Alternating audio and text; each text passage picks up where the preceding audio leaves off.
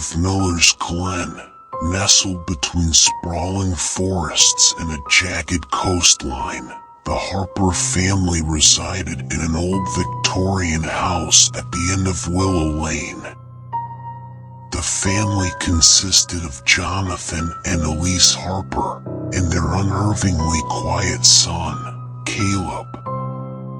Caleb was a peculiar child, known for his deep, unsettling stare that seemed to pierce through one's soul. His parents, often uneasy about his reclusive and odd behavior, attributed it to his creative mind.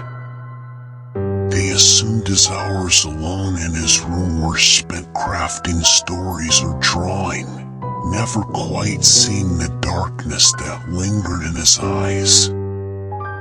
One stormy night, the kind where shadows danced freely and the wind sang through the corridors of the old Harper house, a horrifying event unfolded.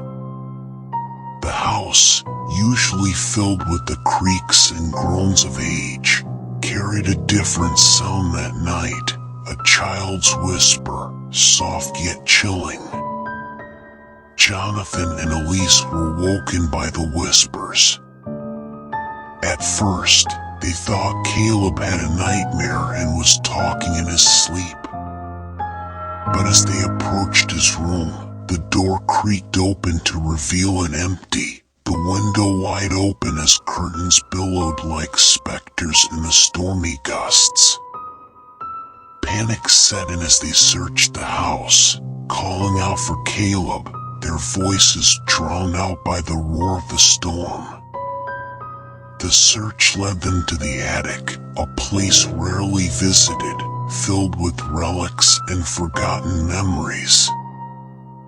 The only light was from Jonathan's flashlight, casting eerie shadows against the walls. As they stepped into the dimly lit attic, the door slammed shut behind them.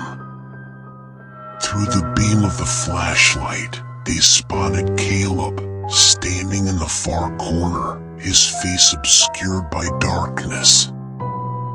"Caleb, what are you doing up here?" Elise's voice trembled, her motherly instinct sensing something terribly amiss. "I'm playing." Caleb's voice was calm, almost a whisper, the kind of game that ends with a surprise. Before Jonathan could react, Caleb stepped into the light, revealing his hands covered in something dark and wet. Blood dripped from his fingertips, pooling on the dusty wooden floor. The flashlight flicked to the side, illuminating a horrifying tableau, old, rusty tools laid out as if meticulously prepared for a gruesome task. Elise gasped, backing away, but the attic space was confining, a trap that they had unwittingly walked into.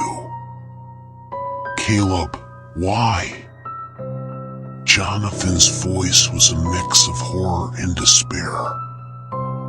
"Because the voices told me it was the only way," Caleb replied, his voice unnaturally steady.